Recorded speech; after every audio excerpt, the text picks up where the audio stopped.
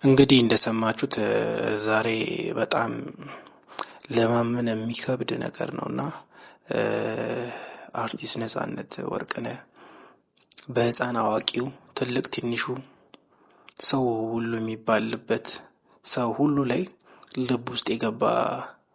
ተወዳጅ የሆነ አርቲስት ነበርና ትንሽ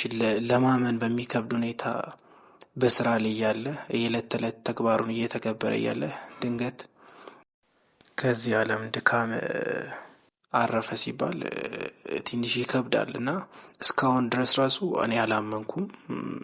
እንጃ ሰው አምኖ የተቀበለ ሰው አለ ብዬ አላስብም። ምናልባት እኔ ከባድ ነውና እነዚህ ለብዙ ሰው የሳቅ ምንጭ የሆነ እነዚህ ከፊቱ ፈገግታ አንድም ቀን ነፍጎን የማያውቅ በብዙ አይነት ሁኔታዎች ውስጥ እንደነበረ አንዳንድ አሁን እየወጡ ያሉ መረጃዎች ቢያሳዩንም ነገር ግን በእነዛ አይነት ሁኔታዎች ውስጥም ሆኖ አንድም ቀን ግን ለኛ ፈገግታን ከፊቱ ፈገግታን ነፍጎን ፈገግታን ለኛ ሳቅን መጫሩን አንድም ቀን አቋርጦ አያውቅምና እንዴት አይነት ጠንካራ ሰው መሆኑን የሚያሳይ ነውና ከዛም አልፎ ለብዙ ሰው የሳቅ ምንጭ ከዛም አልፎ እንደው ለብዙ ሰው የደስታ ምንጭ የሆነ ሰው ነውና እንዲህ እንደ ድንገት ህይወቱ አለፈ ሲባል በጣም ያሳዝናልና ከጥቂት ቀን በፊት እንደው የብራንድ አምባሳደር ሆኖ ደስታውን አጣጥሞ ሳይጨርስ እንዲህ አይነት ነገር ሲገጥም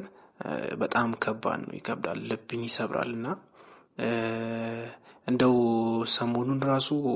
ኢንስታግራም ላይ ሲያጋራቸው የነበሩ መልእክቶች በጣም ቅኔው ከባድ የሆኑ መልእክቶችን ሲያጋራ ነበርና ሰው ልጅ እንደዚህም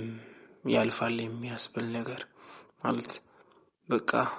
ህይወት እንደዚህ ናት ማለት እርግጠኛ የምንሆነው ነገር እንደሌለ